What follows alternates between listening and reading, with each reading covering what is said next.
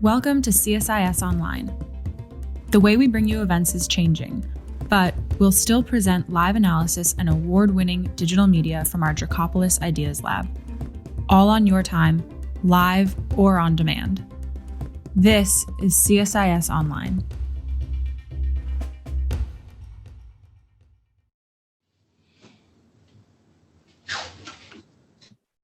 Good morning.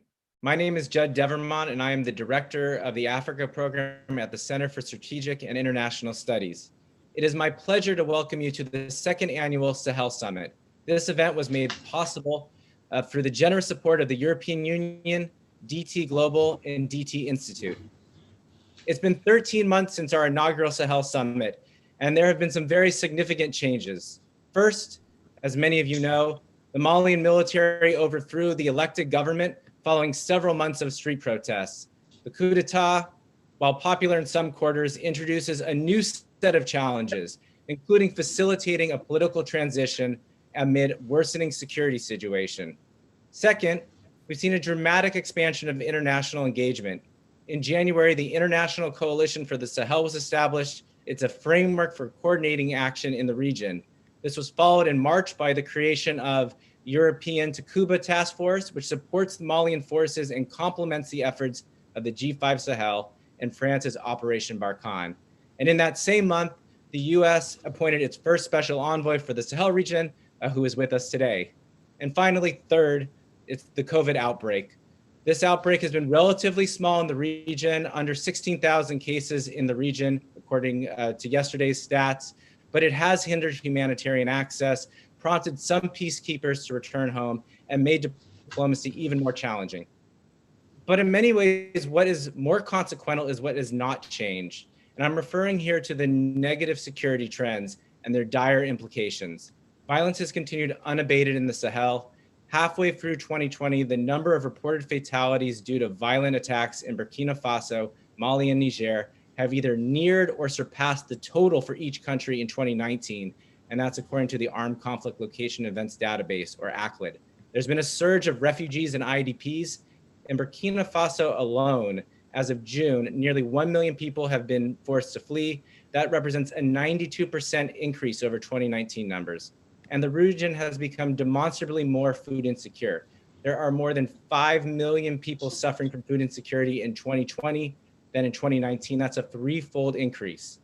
And you don't have to take my word for it. Mark Lowcock, the head of the UN Office for the Coordination of Humanitarian Affairs, or OCHA, recently said nowhere scares him more than the Sahel. And David Beasley, upon learning that the World Food Program had received the Nobel Peace Prize, cried out, "Please don't forget about the people in the Sahel." In that spirit, we have to do better. And that means re-examining our shared strategy and questioning some of the assumptions that underpin the current approach. So today I'm going to ask our distinguished panel to take a hard look at what is working and not working. Specifically, I believe it's imperative to reassess the political and governance dynamics from the national level to the hyperlocal. As we noted in last year's summit, some of the region's governments have disincentives to address the underlying grievances and at times have worsened conditions to advance political and personal objectives. Former Malian President Ibrahim Boubacar Keita, his removal stems in part from inaction, corruption, and the skewing of election results. We can't separate politics from the broader challenges. Two, we need to rethink how, when, and if we talk to bad guys. Before Keita's ouster, he acknowledged that he was negotiating with some of the extremists. I agree with last year's report from the International Crisis Group when the authors observed that experiences negotiating with local compromises and humanitarian access with militants suggests at least some are pragmatic. The operative question is, under what circumstances is this morally or politically viable? Third, we need to refresh the peace process. The Algiers Accord, which underpins the strategy, has some fundamental flaws, not the least that it only deals with the small slice of current instability in the far north. And we need to think about, how do we move forward? Is the current accord desperately needing of an upgrade? And fourth, we need to rewire the international architecture. There's been a proliferation of international actors, but it remains to be seen if we're using these partnerships and resources smartly. The question is, how do we have an inclusive, effective process without falling to the trap of too many cooks in the kitchen? Now, I'm going to be honest here. I'm putting a lot on the table. These are fundamental questions that we have to tackle if we want to reverse the current trends and sow the seeds of a future peace. And it couldn't be a more timely conversation because next week is the high-level humanitarian event on Central Sahel in Copenhagen, and many of the issues that we'll discuss today will feature prominently at the Ministerial Roundtable. I know that's quite a teaser, but before we start with the panel discussion, it's my privilege to share a video presentation from our keynote speaker, France's Minister of Armed Forces, Florence Parly. Minister Parly has served in this position since 2017 under President Emmanuel Macron. Prior to this, Minister Parly served as the Assistant Director General and then Director General in France's National Railway Company. She previously served as advisor for the budget affairs in Prime Minister Josephin's office before she was appointed Secretary of State for the budget. She has also served as mission head in France's public treasury, as chairwoman of the board of the Regional Development Agency for Ile-de-France, and as Air France's Deputy Director General in charge of cargo and Director for Investment Strategy. So why don't we cue the video of the minister's opening remarks.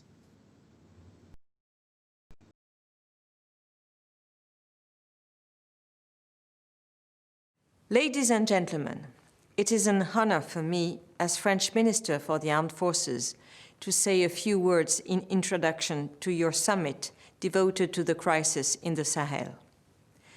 For many years, France has deployed considerable efforts in the Sahel, because this fight is important for the countries of the Sahel and their populations who deserve to live in peace. Because every step towards peace in the Sahel is a step forward for security in Europe. This is the main reason why we all, and I mean Europeans and international partners such as the US, have to fully take our responsibility in the resolution of the crisis. Violent extremist organizations are our first concern. Several terrorist groups are currently challenging the states in Western Africa. The JNIM, the Islamic State in Great Sahara, Boko Haram, are probably the most dangerous among them. These groups directly threaten democracy and human rights. An insecurity belt is developing from North Africa to the Gulf of Guinea, with the risk of the threat spreading everywhere in West Africa and to Central Africa. We will also need to follow closely the situation in Burkina Faso, in Côte d'Ivoire and Niger as elections are approaching. This concerns us all. We will also need to watch very carefully the various steps of the political transition in Mali after the military coup in August. The good news is that military operations led by Barkhane with our Sahelian partners were not stopped by this event. However, we must collectively make sure that Mali is on the right track, back to constitutional order and to free and fair elections. Without political stability and strong state authorities able to restore trust and development on their territories, there can be no lasting peace. The only solution to eradicate terrorism in the Sahel is thus to act together and implement a global response linking development and security. We must coordinate our actions. The momentum established by the Po Summit last January must go on. The Coalition for the Sahel, with its 4 pillars, will continue to mobilize the countries of the Sahel with the support of the international community. Our military action in the region has 2 purposes: to fight against terrorist groups and to strengthen the armies of the G5 Sahel to make them able to fight terrorism and restore security. The European Task Force Takuba, deployed in the Liptako region, the Intelligence Fusion Cell between Barkhane and the G5 Sahel Joint Force, and the Joint Coordination Mechanism all contribute to this objective. We are moving forward step by step, and I think we can be proud of what we've managed so far. First of all, the international community supports the continued consolidation of national security forces. In this regard, the US effort is essential to bring capabilities that no other country could provide. But it is also essential to send the message that we are all committed. Let me remind you that strategic competition is at stake in this region too. Secondly, we are in this together. In the Sahel, Europeans are present and fighting to their own security. For example, France and Estonia, both members of the European Intervention Initiative, have developed a strong partnership. France, alongside Estonia in NATO's Operation EFP, Estonia, alongside France in Barkhane and Takuba Task Force. The Takuba Task Force is progressing, and a French and Estonian working group is already on the ground with Malian forces. And others are coming to support us. The Czech Republic, Italy, Sweden, and soon others, all aware of the importance for Europeans to act together. Last but not least, EUTM Mali has trained thousands of soldiers and will extend its mission to the benefit of other Sahelian countries. Thirdly, G5 Sahel Joint Force is increasingly able to fight, to plan, and conduct operations autonomously. I would like to underline that the G5 Sahel Joint Force has made great progress under General Namata's command, supported by MINUSMA. The force has thus been able to mobilize about 2,000 Malian, Nigerian, and Burkina soldiers within Operation Sama, which has enabled the force to regain control of a large area in the Goma region. Finally, I would like to emphasize that we are seeing a real dynamic and awareness of the Sahel countries and their armies. The fight must continue. We can succeed. Peace and stability in Sahel is still a long way off, but I believe we are on the right track. Thank you for your attention. Okay, thank you so much, Minister. I now want to introduce DT Global's Chief Executive Officer, Torge Gerlach. He will provide additional opening remarks. Torge oversees DT Global's global operations. He coordinates all aspects of the company's performance, including operational, financial, strategic, marketing, and global cross-collaboration. An international development professional for over 30 years, Torge previously worked with AECOM for 11 of those years, serving most recently as president of AECOM's US-based international business development. Torge, let me turn it to you. Good morning, ladies and gentlemen, and thank you, Judd, and thank you to the rest of your esteemed colleagues at CSIS for making today's important discussion possible. And thank you to Minister Parley for her insightful comments as they help set the stage for this timely conversation ahead of next week's ministerial roundtable in Copenhagen. As Minister Parley just shared, the Central Sahel has experienced unprecedented increases in armed violence, insecurity, and population displacement. Currently, over 13.5 million people across Burkina Faso, Mali, Niger, and Chad need humanitarian assistance. Of those, well over 3 million people have fled their home, and this number will likely increase. Food insecurity, climate change, and human rights violations are just a few of the dire issues facing the region. Weak governance has proven incapable of addressing the complexities driving insecurities. Unfortunately, the crisis in the region only seems to be getting worse. As we know too well, stabilization efforts that seek to counter violent extremists in complex regions like the Sahel require targeted programming that is flexible and adaptable. Given the nature of the conflict, interventions need to be layered, sequenced in order to achieve impact and deliver results. Effective and sustainable stabilization programming also requires the coordination and collaboration of multiple actors. This is why the partnership between the EU, the US, and other regional and local partners is so critical at this time. The DT Global family has been privileged to work across the Sahel for a number of years. We've had the opportunity to partner with citizens, communities, governments, and non-governmental organizations deeply committed to securing peace, stability, and improving the quality of life of its citizens. In Mali alone, since 2006, DT Global has implemented projects related to stabilization, political transitions, economic growth, water, and rural development. And throughout our work, we have learned that building effective and accountable relationships between the state and society is key to countering the influence of extremist actors.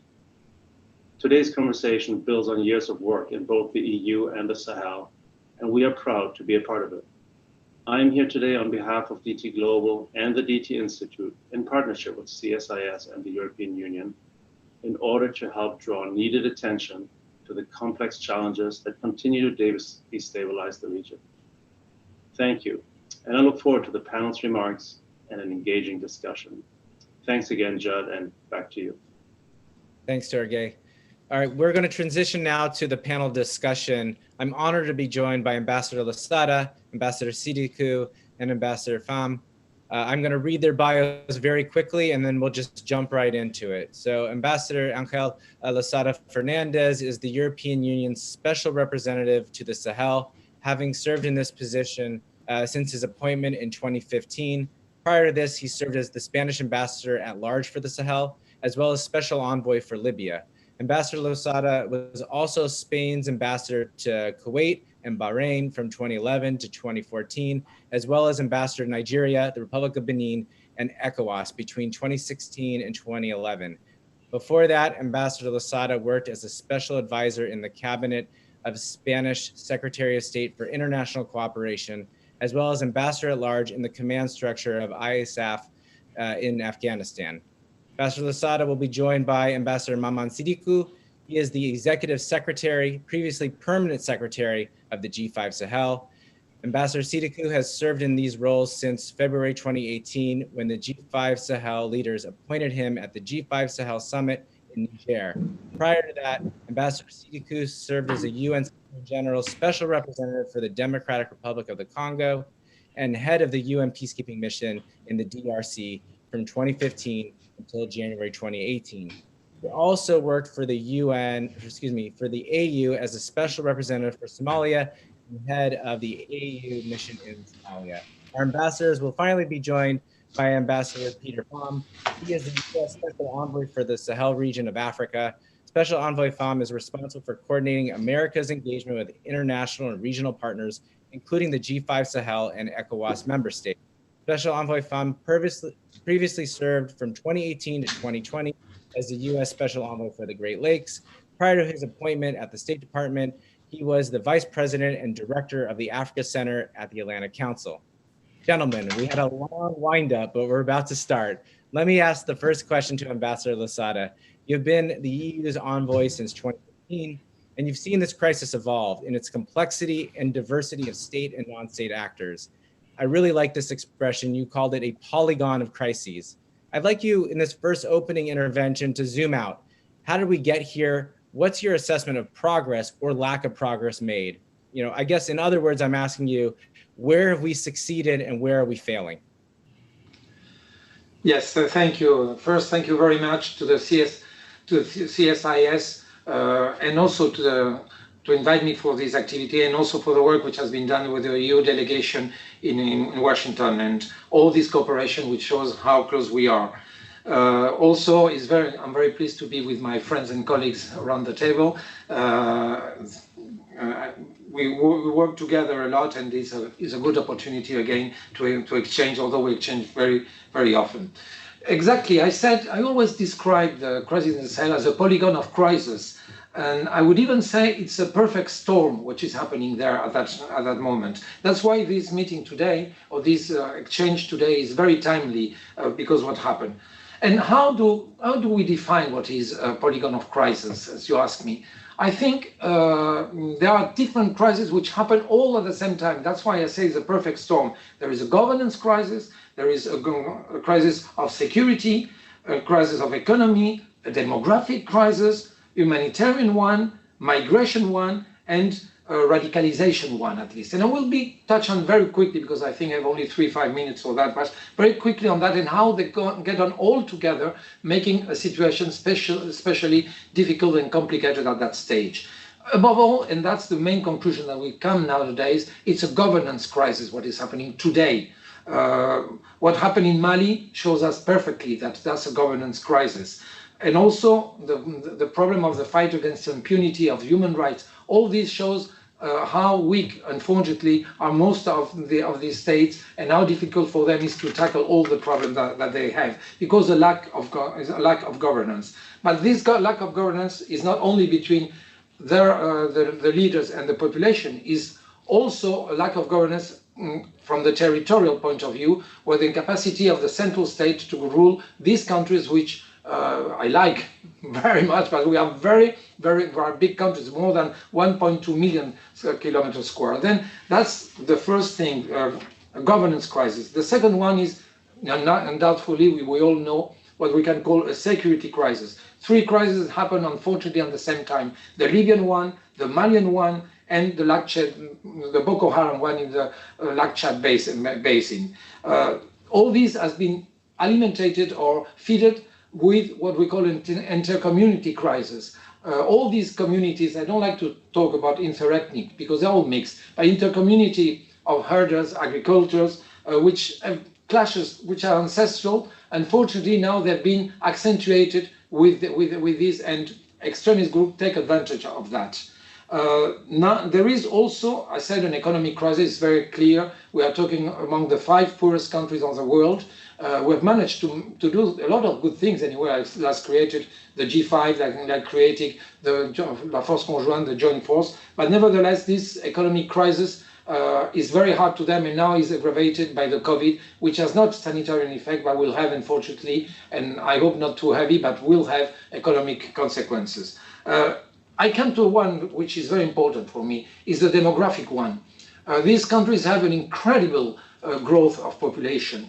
Actually, they can double in less than 20 years. A woman in Niger, as a man knows, has more than 7.6 children of rate. I mean, it's enormous. This demographic explosion, combined with climate change, makes that there are more people for less land, because the desert is advancing, and this created even more important or worse clashes among different communities. There is a humanitarian one which is going actually to be dealt with. We know that as a consequence of that. There is a migration one also, a crisis of migration, which now is not as bad as it was before. But we mustn't forget that migration in this area is not only from north to south. 90% is from east to west inside of Africa. It's something we mustn't forget. And finally, there is a radicalization crisis with violent extremism that we find, and which has to be tackled because of these young people without work. What have we failed? The second big question that you asked me. Have we failed?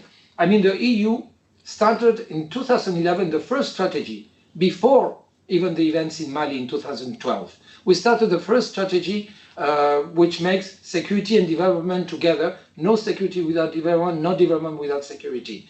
This today is acceptable, but at that time it was quite an impact. And we have been working with that, but we have now to renew our strategy. I will talk about that a little bit later, maybe. Renew our strategy, because there are new structures, there are new needs. The situation has evolved, and we have to adapt ourselves to the new situation. But for me, there are 2 elements that we have to take care in order that we don't fail. Although the situation can say that we have failed, but not completely. We must work on ownership, and we must work on coordination. Ownership with strong work together with the G5 in the Sahel, and that's what we're trying to do very strongly, and very much helped by my very good friend Maman. And also coordination where we have with the US, now undoubtedly and very strongly with Peter on the scene, and coordination thanks to the coalition Sahel. But I will come that at the very end of our speech. This is, to put it in a nutshell, more or less, how is the zooming that I try to do on each one of these topics. Thank you. Thanks, Ambassador, and I appreciate you packing so much insights into a very brief intervention. You mentioned ownership and coordination, which I think is a great transition to turn to Ambassador Sidikou. As a Nigerian, as the Secretary General, Executive Director, excuse me, of the G5 Sahel, I'd like to get your response or your reaction to Ambassador Lasada's comments and get a sense from you on what do you think are the key hurdles for more effective and interoperability between the various actors who are trying to improve peace and security in this region. Thank you so much, George. Thank you to CSIS. Thank you to DT Global that I'm meeting for first time, Mr. Gerlach. I'm always humbled to be in the presence of Angel Losada and Peter Pham. Angel, we communicate daily. Peter too. Peter, go back to my days in Washington, D.C., and all the support you gave me to understand the environment and support me to do my job to the best. I would like to say this. First of all, I don't want to repeat what Angel said. We talk so often, but we tend to think alike. I don't like that much, but that's part of it. I would like to say the real challenges to peace and security in the Sahel are both external and internal.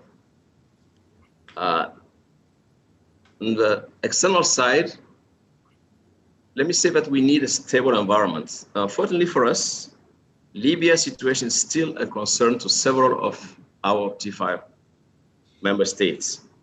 I won't dwell too much on the terrorism and other issues that we have in the center, Mali, Burkina Faso, Niger, and then also intercommunal fights that we have also.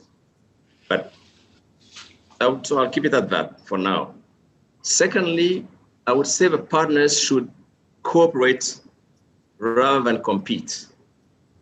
We have come a long way thanks to very close work we do with Annual Sahel and the EU, and US recently with Peter's dynamism and presence is helping us also put the knot together. But that can be a serious issue if we don't really keep it going. More cooperation between partners than competition. Because trying to coordinate their intervention has an expensive transactional cost. When you take organizations like mine, G5 Sahel, with its size and capacity issues, but wouldn't help much.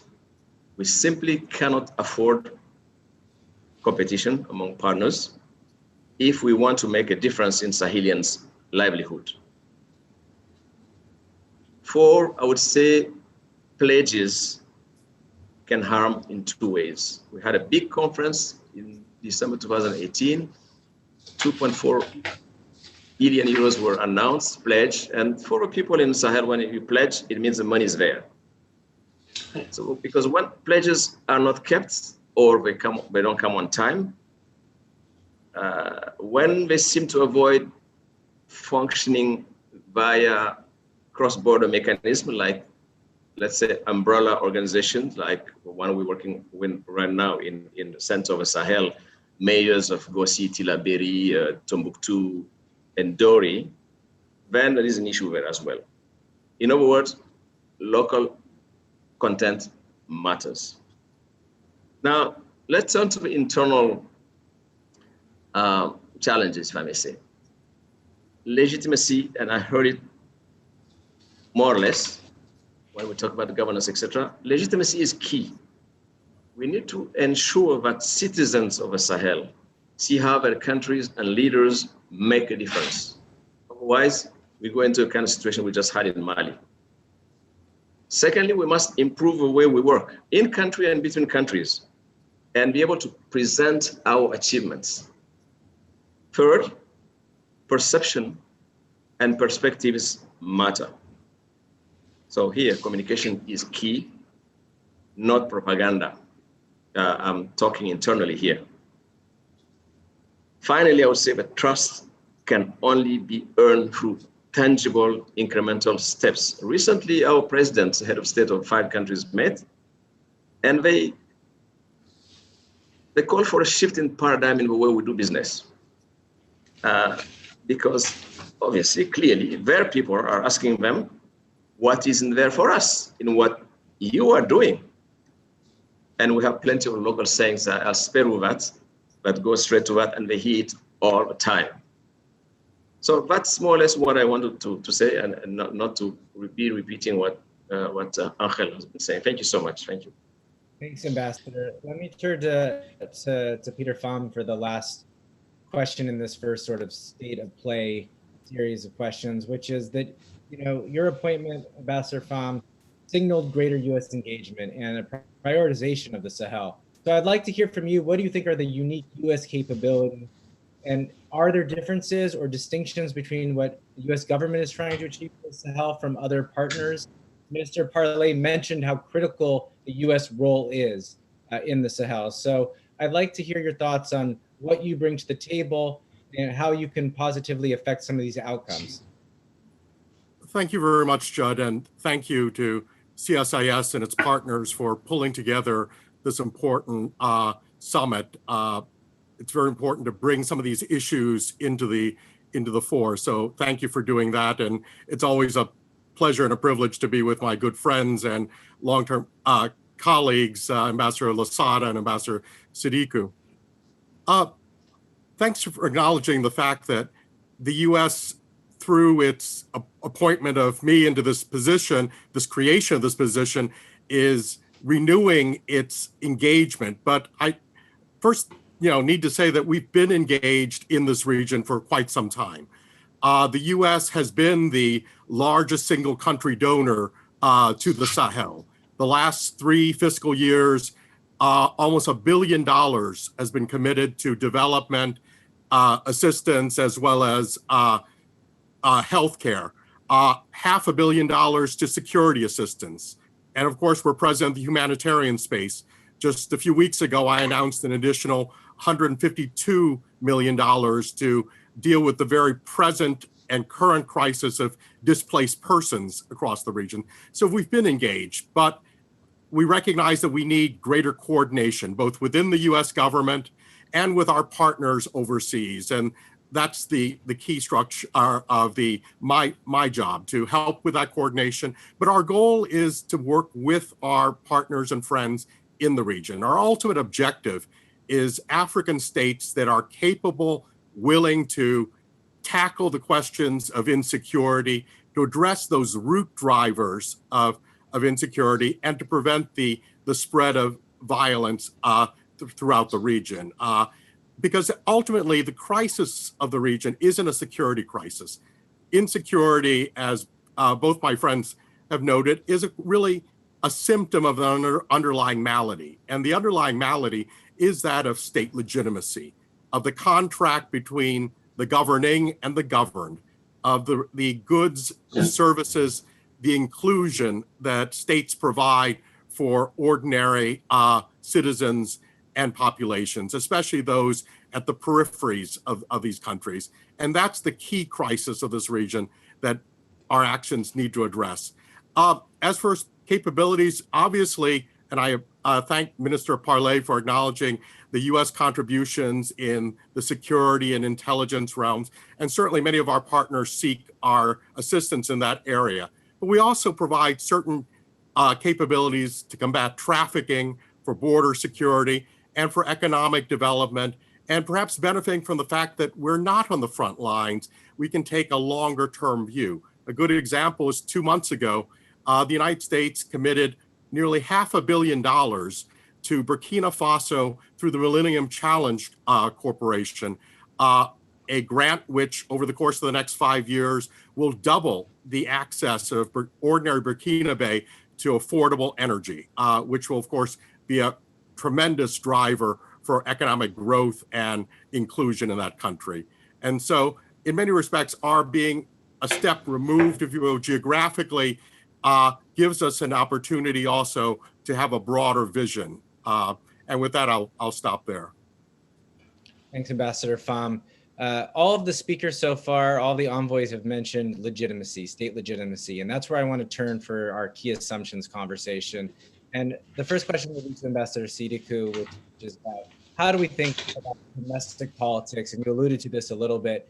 How is it integral to our objectives to advance peace and security? Right, on the demand side, we know that citizens want good governance, fair polls, and human rights. And I should just take a pause here because good governance is this huge term that really does need to be unpacked. It can mean so many things to different people, from technical service delivery to accountability by representatives. And of course, on the supply side, it's clear that the governments are having challenges to cope with these expectations. So I want to ask you, how do we change the way, or should we change the way that we're interacting with domestic politics? And we here is the Sahel's partners, Sahelian governments, or supranational organizations like yourselves. And is there a rethinking that we need to have around domestic incentives and disincentives?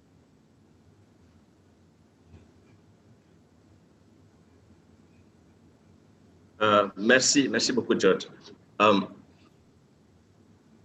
As Angel knows, I always say I'm from oral tradition, so I tend to speak a lot. So I try really to be concise here and say this. Political leadership and diplomatic efforts are our priority where I am. Recently, President Mohamed Ould Ghazouani, the chairman of G5 Sahel, the president of Mauritania, instructed his Minister of Foreign Affairs and myself in turn to travel to Bamako, where also, as you know, the G5 Joint Force headquarters is. Just to show that we have to be proactive on the diplomatic front, show solidarity to the Malian people, and also, and I like what Minister Parley was saying earlier, and also insist on the fact that the work we do fighting terrorism shouldn't be affected by what's been happening on the political front. So just keep it at that. On the other hand, common sense must prevail. A hungry man is an angry man, and basic needs are a priority. These days, we see more and more polls in the region, and I really hope that they will help us pay more attention to public opinion and to expectations and what our people say. As most of our fellow citizens in the region behave, we need to be, let's say, street smart as possible, as much as possible, or maybe I should say sound smart, because one of the things we're seeing is that we, the quote unquote sophisticated elite, need to be more practical as our fellow citizens are, meaning being result driven and focused. You know, we're going back to what I was saying earlier, shift our paradigm to the tangible, to delivery. I don't see any of any change in the way we interact with domestic politics if we don't have that in mind. Incentives are very important, indeed, and we need to ensure that also our administrative processes and political considerations do not harm the stability and the prosperity of 80 million people in that vast space that Angel was talking about. In our case, 5 million square kilometers region. So this is why I'm being short here, not to try to overdo it. Thank you. Thanks, Ambassador. I'm going to turn to Ambassador Pham because I want him to build on a point that you made earlier, which is on transactional cost. There are a lot of actors in the Sahel now. I mean, I don't think this is even an an exhaustive list: the G5 Sahel, MINUSMA, the EU, ECOWAS, France, the United States, humanitarian responders and NGOs, the UN. There's a lot of players here. And, I think that we've seen a number of examples, including the ouster of Ibrahim Boubacar Keita, is that there have been disagreements about what to call certain events, how to respond to events. And all of those, I think, as you point out, sir, have transactional costs. So Ambassador Pham, how do we leverage and different partners smartly? And maybe you can kind of look forward to us and give us a case study on how you're thinking about collectively the political transition in Mali and how to work better together to reach a common goal. Okay, thanks. Thank you very much, Judd. Let me take up that challenge and perhaps challenge a couple of assumptions and then point out a few that we need to make, in fact. First is the assumption that diversification of programming, diversification of expertise necessarily means divergence of objective. I think our European partners and our African partners share the same objective ultimately, which is stability in the region, states capable of assuring their own security and basic legitimacy with their own citizens in the social contract. So diversification itself is not a bad. However, an assumption that needs to be challenged is, I think, one that I've encountered in the months that I've been on this job, is the notion among some that a multiplication of structures of meetings is the same as an increase in results on the ground.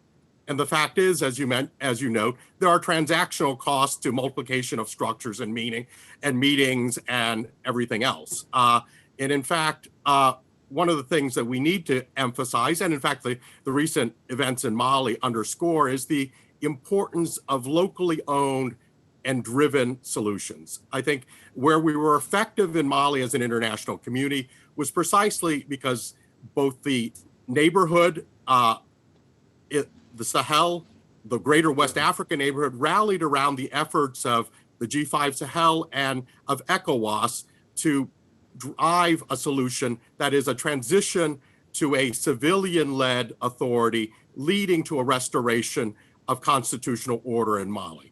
And by standing together, we achieved that.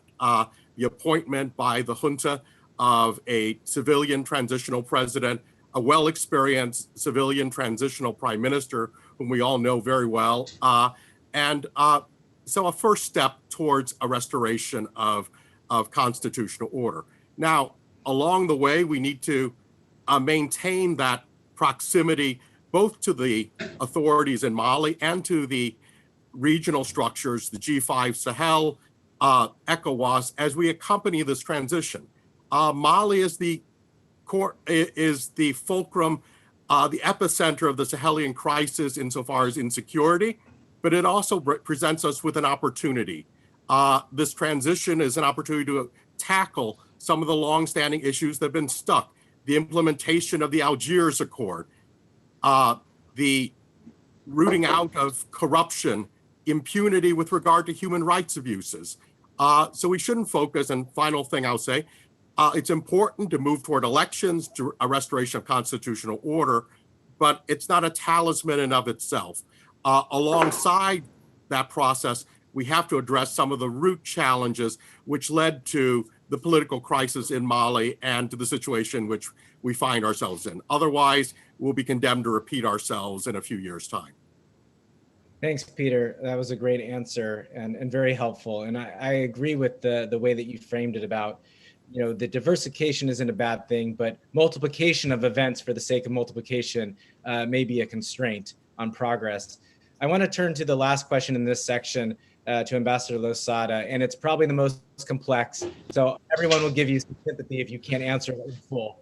But Peter mentioned the Algiers Accord. CSIS, we've written about some of the challenges and limitations of this accord being a bit outdated, focused mainly on northern Mali, and that we've seen a lack of buy-in from the signatories and the former government. So I want to get your thoughts on how do we move forward? Is this document in desperate need or just a little need of an update? How do we rethink the broader peace process in Mali, affects the region?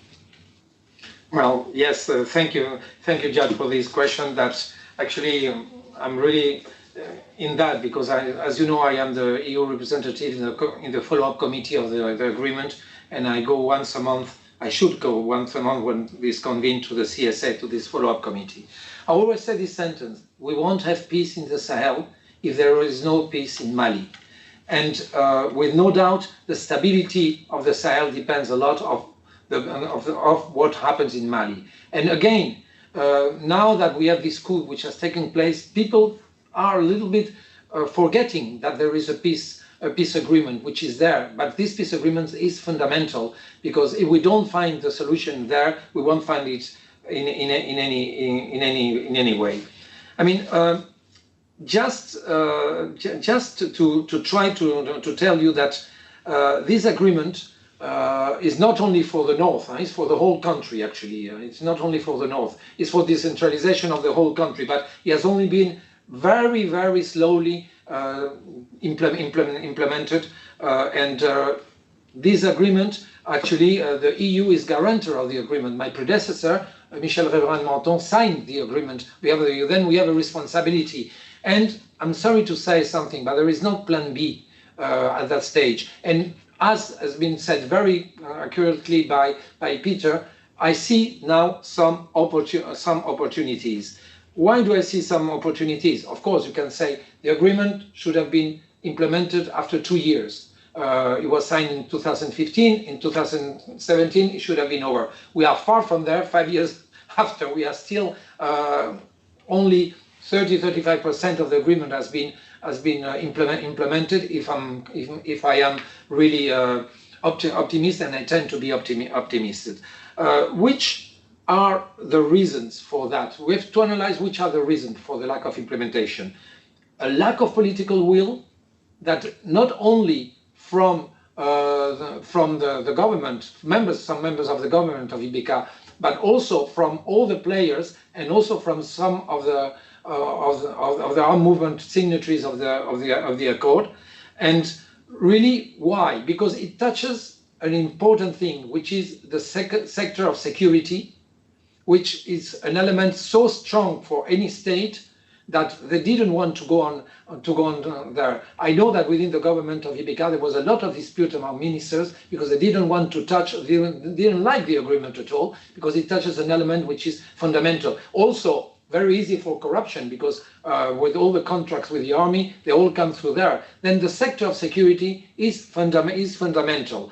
Lack of political will, first thing. But there also been through now all the time 2 elements which have been very negative for the agreement: lack of inclusivity, and the problem, again, we come to the same one, of lack of ownership. Lack of inclusivity. The agreement was more or less pushed to some groups, which at the end signed the agreement, even if some of them didn't want to. And lack of ownership, that's also one of the reasons. The agreement has not been owned by the Malian people. That's mainly, even the agreement. I've been to Gao, I've been to Menaka. Some people have no idea that there is an agreement. They are in another war, so to say. And that's why I also always try within the CSA to say we have not only to have our meetings of the CSA committee, the follow-up committee here in Bamako. No, we have to go on the ground so that people know that we are working for them. And the people have no idea, and they don't see any dividends of what is happening. And that's something that we have to tackle. But as Peter said very properly, and this I fully agree, now there is a window of opportunity, and we have to be pragmatic. And this window of opportunity is quite important, I would say. Why? First, because the president is a civil president, but is a former military, and the vice president is military.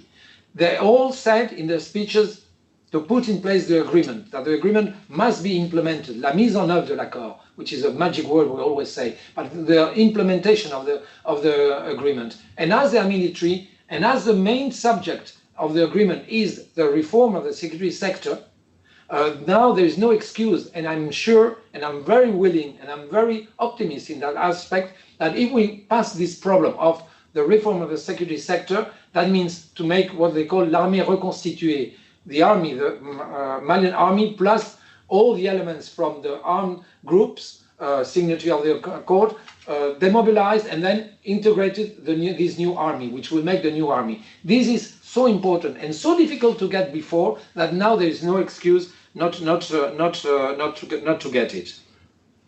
Also, there is another element and very positive.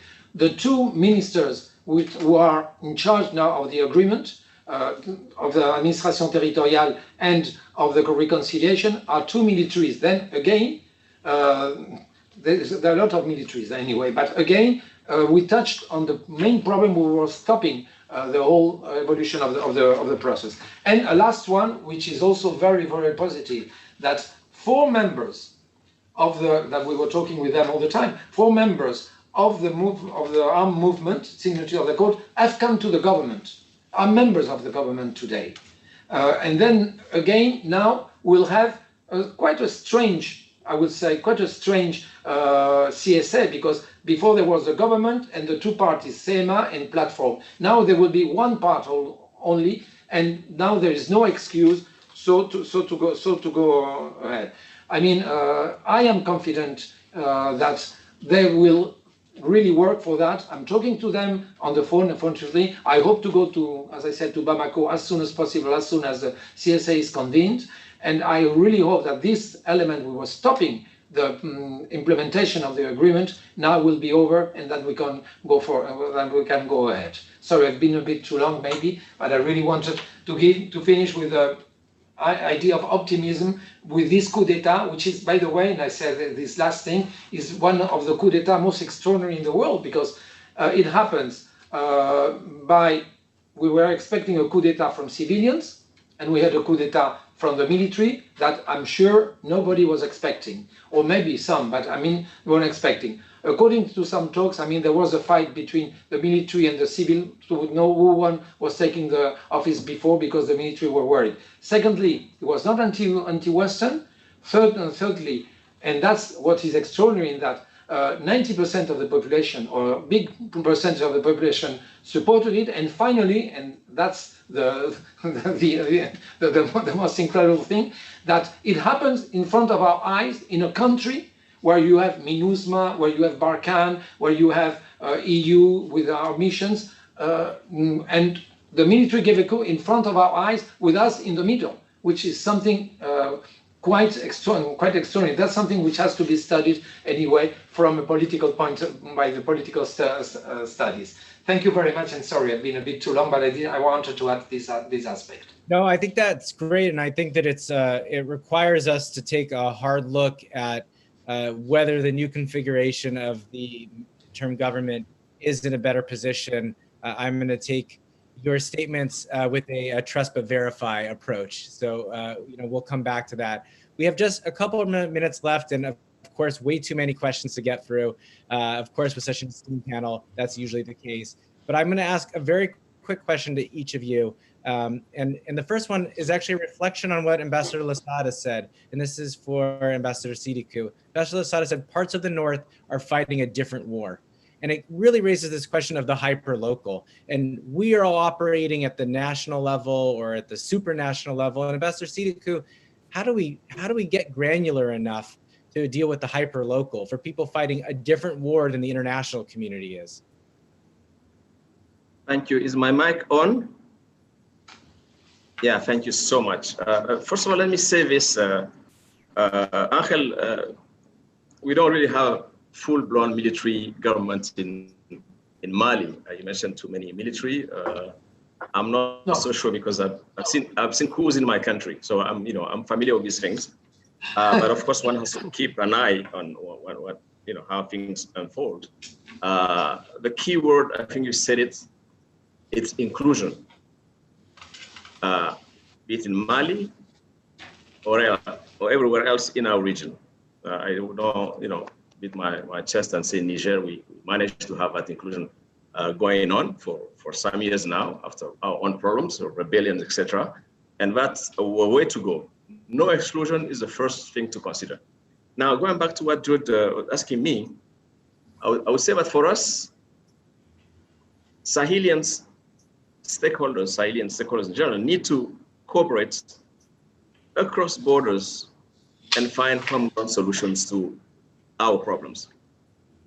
Recently, with West African Economic and Monetary Union, WAEM, that is based here in Ouagadougou, we co-funded a pilot scheme investing in health and the agropastoral value chain. The work is overseen by a coalition of mayors I was mentioned earlier, working in Burkina Faso, Mali, and Niger, and coordinated from Dori here in Burkina Faso. This frontline response is part and parcel of a self-reliance approach, strengthening existing channels. I'm not sure we do it enough, but we have to do more of this. Our priorities are fostering cross-border cooperation, because these people just don't know borders either. I mean, some of us have only got strapped into borders, but they don't know borders. Creating shared value through local public-private partnerships. And very important, supporting social cohesion through economic incentives. We do need to support city council and regions, small and medium enterprises, and of entrepreneurs, because they will make the difference. Now, donors and partners see these shifts with increasing interest. I mentioned Annual Sahel, USAID work a great deal on these things together. European Union, of course, Agence Française de Développement, just to name a few. Perhaps this, especially when humanitarian access becomes an issue, but it's a way to go, and that's also the orders, the marching orders we received from our presidents on the 25th of February after a meeting also with Alliance Sahel in Nouakchott. In a nutshell, we need to be evidence-based, work with the bottom of a pyramid, if I may say, and secure and inclusive, again, growth. These investments are worth it. I would say our stability, our prosperity, and our shared interests are at stake here. This is good. I'm not sure I'm going to skip questions on human rights, but I'll leave it to when that comes, because we also need to address these issues. For one reason, Angel is every evening on my neck to talk about that dimension also, but that's part of it. Thank you so much. I'll give Peter a question on, it's related to human rights, and it gets back to this point that you made and everyone has made about inclusivity. And I think there are a number of experts that we should be talking more to some of the militants. Obviously, the hostage negotiations that recently happened have some serious problems in terms of, enriching JNEM. But how do you, Peter, think about the way forward with engaging with some of the militants, the combatants that are not signatories, that have links to these global networks, but also have some local legitimacy? Well, I think, Judd, we have to distinguish between types of engagement. Talking to combatants on a tactical level to ensure humanitarian access, for example, is certainly something that needs to take place in any conflict situation. And one has to be pragmatic about that. On the other hand, and this gets back to the question of state legitimacy, it's an entirely different calculation when you're talking about talking to criminals or terrorists and legitimizing them or legitimizing the violence that they've carried out. That's also a question of impunity, and impunity, as we've noted, undermines state legitimacy. So I think they're two very different things at the extremes. And then, of course, there's all that's in the middle. And one has to be pragmatic about that, but at the same time, working with actors locally who own these solutions. We've been talking a lot about Mali, but let me point to a very successful program that the U.S.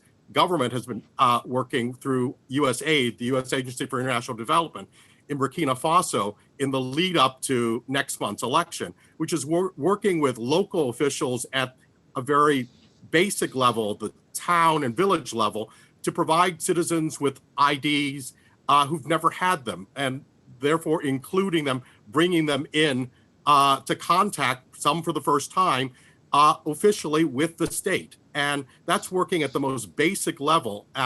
And I think that's important. As much as engagement at the very high levels is critical, it's also engagement at the very grassroots level too. This question of legitimacy, is a thread that runs through all that. Thanks, Ambassador. All right, final question. We're coming to the end of our event, but Ambassador Losada, I think it's always important for an American audience or European audiences in particular. I'm not counting here the African audiences because I think they understand this question very well. What are the stakes? What happens if we get this wrong? What are the consequences for the global community and for Sahelians if our efforts at pushing for peace and prosperity, our efforts to coordinate better, our efforts to improve governance fail? Yes, thank you, Jad, for this question also. As I said before, when I was talking about the peace process, there won't be peace in the Sahel, won't be peace if there is no peace in Mali. I always say also, another sentence, this kind of sentence that I like sometimes, that security in the Sahel is very closely linked with security in Europe. And I would say security in the Sahel is very closely linked to security in general of the international community. And that's a message that I try also many times to give to all our different countries in Europe. And you can see now, we had before only 2 or 3 special envoys. Now, today we have made 14 or 15 special envoys only for the Sahel. It shows how important now they consider for all the question I just said at the very beginning. Migration is one, insecurity is one, development one. I always try also to give a sort of more optimistic approach. We always say that the Sahel is a problem, but it's also an opportunity, and that's a better way to try to put things together. We must not only see the Sahel as a place of despair, as I said, a polygon of crisis, yes, but it's also maybe, why not, a polygon of opportunities, of political opportunities, of cooperation opportunities, of many of these aspects. And then again, I would like to say which are the main aspects which can put us in danger, or where are we really facing the real problem. And I come back, to the same things, to the inclusivity, to the ownership, and to the coordination. I wouldn't come back on the inclusivity, it's just been said by Maman. As far as the ownership, I remember this sentence of the HRVP, the High Representative Mogherini, who said, we don't work for the Sahel, we work with the Sahel. I mean, ensemble on est plus fort, together we are stronger. She repeated that many times, and she really believed that, because that's the only case. We have to see a real, if it's possible, which is difficult, I must accept, let's be pragmatic, but a really equal partnership, and we are working, and we want to work in that direction. But I come to the last one, and then I would like to say everything which is happening, coordination again. We are facing a big problem of coordination. As I said, we have 17 strategies. The EU developed its strategies, as I said, in 2012, security and development. We have the strategy of the G5 with ad governance, which is then a very important thing. And now we are revisiting our own strategy in order to have a more global thing with all the structure. And in all the structure that we have this coalition Sahel. And maybe people are not aware of that, but we'd like very briefly to talk about it, because that's the best way of having a proper coordination among ourselves, and mainly for the EU to make more effective all what we're doing, because we are, as an organization, the first donor. We must realize that the EU has spent between 4.5 billion in the 5 years, or is spending 4.5 billion, and if we add what countries of the EU make bilaterally, we reach a sum difficult to evaluate, but between 8 and 9 billion euros. It's a lot of money, and we are accountable before taxpayers of what is happening, of course. Then the EU is really completely involved into that, and not only in the security sector, because there are criticism also the security sector. No, the development sector is 85% of this quantity is for development and the rest is for security. Then I will very quickly say that the best element of coordination is this coalition Sahel that we are trying to build.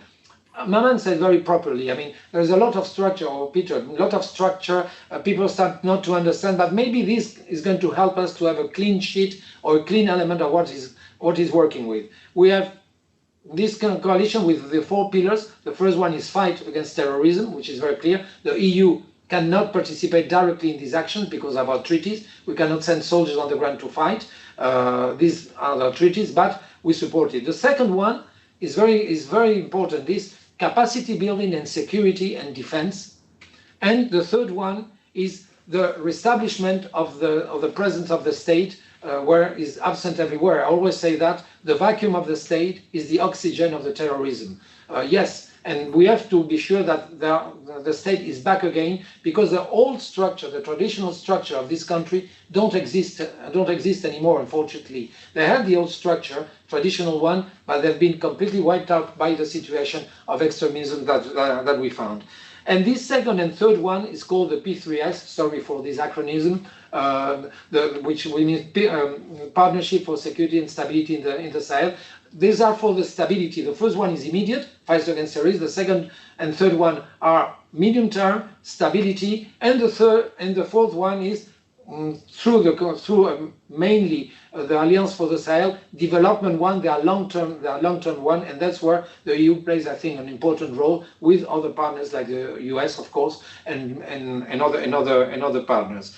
Then I think we have to work with a structure more simple, like this one that we can understand more easily, and not this multiplication of all the different initiatives without any relation among them. This doesn't mean that these 4 pillars are completely subordinate to a Secretariat General which is going to be created, exists already, but we'll have it in Brussels very probably. No, each pillar will keep its own autonomy with no doubt, but they will at least exchange information among themselves. That's what I see the main challenge and the main recommendation: inclusivity, ownership, and coordination with the new structure that sometimes people on the ground have a big difficulty to understand, because the Sahelians sometimes they don't perceive anything. We have also to have a good policy of information, a good policy of communication, which maybe we must analyze we lack within the EU at least, and we have to work in that direction. But the EU is working very, very strongly with the rest of the partners. Thank you. Sorry, again, I've been maybe a bit too long. That was very helpful, Ambassador Losada. I appreciate, first of all, your optimism and clearly, a determination to do better. I agree with the way in which you framed it around inclusivity, around ownership, around legitimacy. I will just add one more, which has been a subtext: learning, to question our assumptions, to make sure that we're doing the right things. I started working on the Sahel in the White House in 2011. And so I've seen a lot of this movie before, and I would just encourage everyone who's following the Sahel, working on the Sahel, to keep checking to make sure if the process we're doing makes sense, if we need to update or adjust.